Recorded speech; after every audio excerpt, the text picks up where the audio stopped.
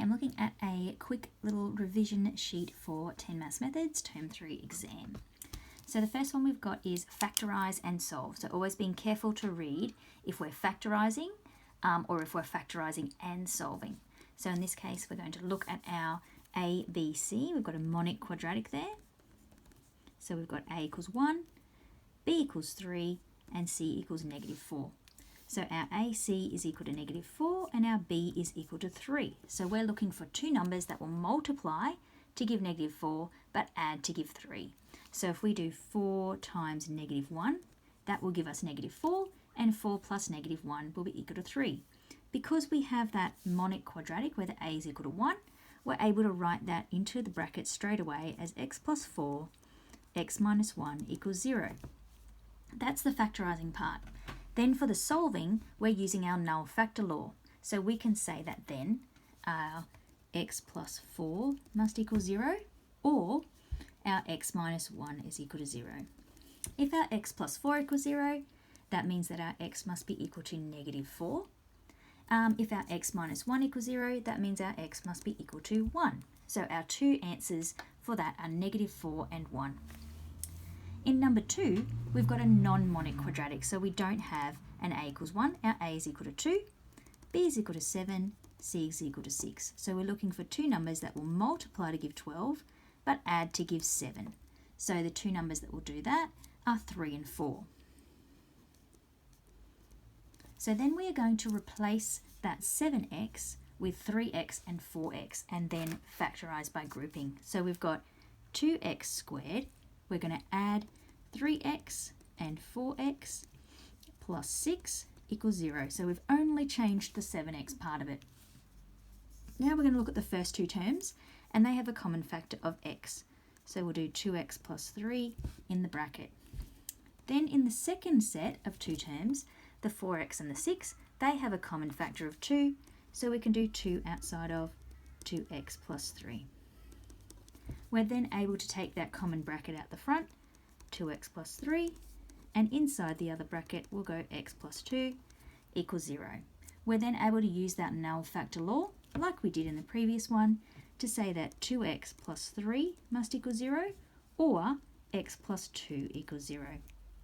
So that means we would get 2x is equal to -3, so x is equal to -3 on 2, or x is equal to -2. So there are our two answers. The next one tells us to fully factorise by completing the square. Now the fully factorised bit means we need to do that extra step after we've completed the square. So first we're going to look at the first two terms. That would tell us that using a perfect square we would do x plus 2 in the bracket squared. When we expand that out, we would get x squared plus 4x plus 4. Now here's where we have to do some changes. So we have a plus 4, but we want a -9. So we're going to have to take away 13 there to get the -9.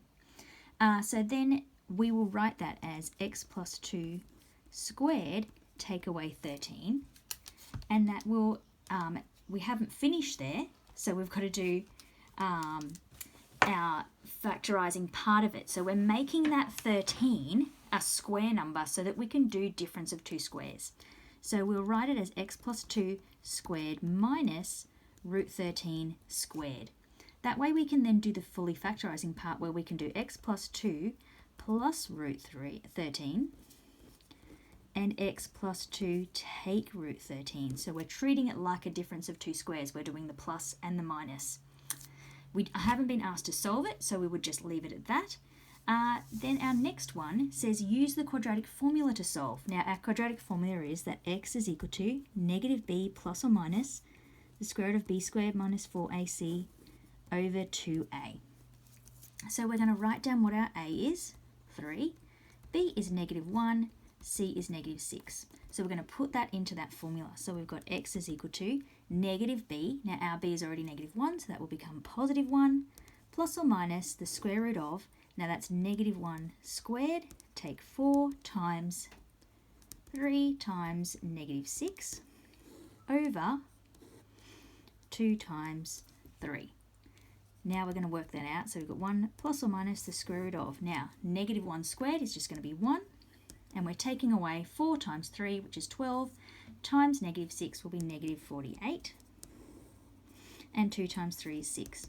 So we've got 1 plus or minus the square root of, and that will be 49 in the bracket over 6, which means we've got 1. When we do the square root of 49, we'll get 7. So we've got 1 plus 7 over 6, or 1 takes 7 over 6. So our two answers there, when we do that, 1 plus 7 is 8 over 6, or 1 takes 7 is negative 6 over 6. So we're going to get that one, the negative 6 over 6 will just be negative 1.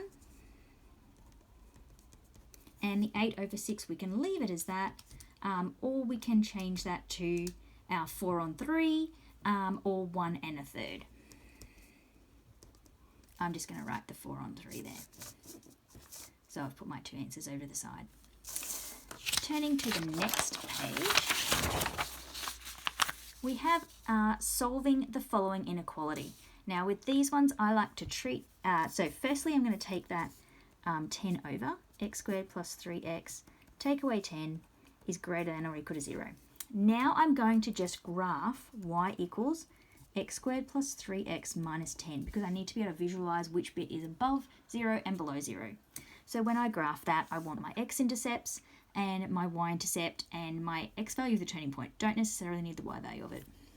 So we've got our y-intercept, we know is going to be negative 10, because that's when x equals 0. So 0 squared plus 3 times 0, take away 10, is going to be negative 10.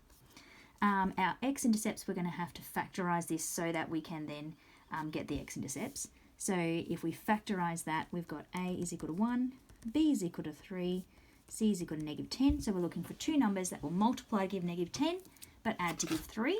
So if we use 5 and negative 2, we can go straight to that factorized form. That means that x is going to be negative 5 or positive 2. So we now have our x-intercepts. We want our turning point, so we can go and use our turning point rule of negative b over 2a, which will be negative 3 on 2, or we can look at what the halfway point is between the negative 5 and the 2. So there's a distance of 7 between those two x values. We divide that by 2, we get 3.5. So we will get negative 5 plus 3.5, which gives us negative 1.5, which is what we got when we did negative 3 over 2. So the x value of our turning point is negative 1.5. Now we can grab our ruler or some graph paper and we can do a quick sketch of that. We only need our sketch just to identify which section we're looking at. So we've got our negative 5 and our positive 2 there. We know that we've got our turning point at negative 1.5. We've got a y-intercept of negative 10. So that tells us the shape of the graph anyway. So we don't necessarily need that y value of the turning point because we know it's going to be a smile shape. We're really only needing these kind of what's happening so that we can look at, are we looking at below or above that graph, and how to do that. So if it was a smile shape, that would change our answer. So we're looking at that, and we want when it is greater than or equal to 0. So we want these sections here when it is above the x-axis.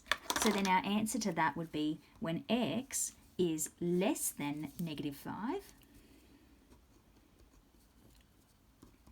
or when it is greater than 2. So we're looking at those sections either side of those intercepts. Okay, looking at the next question, we have a fraction type one. We've got a few different equations there, so we want to factorize those to start with. Now I can see that x squared minus 9(1), that's my difference of two squares. So I'm going to put that straight in, so I know that that's going to be x plus 3, x take away 3. I also am going to need to flip this one, so I know that x minus 1 is going to go on the bottom, and then the factorized version of that is going to go on the top. So my a is equal to 1, b is equal to negative 2, c is equal to negative 15. So I'm looking for two numbers that will multiply to give negative 15, add to give negative 2. So I know I'm going to have negative 5 and positive 3. So I can put x minus 5, x plus 3 straight in there. Then over here, I've got my a is equal to 1, my b is equal to 2, and my c is equal to negative 3. So I'm looking for two numbers that will multiply to give negative 3, but add to give 2. So if I use 3 and negative 1, that will work. So I've got x plus 3 and x take away 1 in there. So now I can look at the top and the bottom and see what I have that I can cancel out. So I've got x plus 3, which can cancel out. I've got x minus 1 that I can cancel out. And so I'm left with this x minus 5, x plus 3, over x minus 3 there.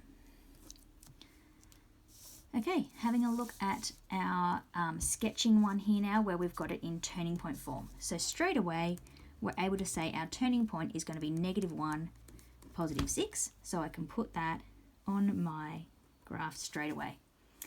Then I can do my y-intercept. So that can be when x equals, that's y-intercept is when equals 0. So I can say y is equal to negative 3 outside of 0 plus 1 squared plus 6. So negative 3 times 1 squared plus 6. Negative 3 times 1 is going to be negative 3 plus 6 is going to be positive 3. So my y-intercept is at positive 3. And then I want to know my x-intercepts to be able to graph that. So is it going to look like this, or is it going to look like that? So we've got our y equals negative 3 x plus 1 squared plus 6. So my first step will be to set that as equal to 0. I'll take that 6 over, so negative 6 is equal to negative 3 outside of x plus 1 squared. Then I'll divide both sides by negative 3, so I get 2 is equal to x plus 1 squared. So then I've got the square root of 2 is equal to x plus 1, remembering that that is going to be positive or negative. So that means I can then say that x is going to be positive root 2 take 1, or negative root 2 take 1. Now if I want to make it easier on myself, I can change those numbers to decimals so that they're easier to plot on my graph. So if I've got root 2 take away 1,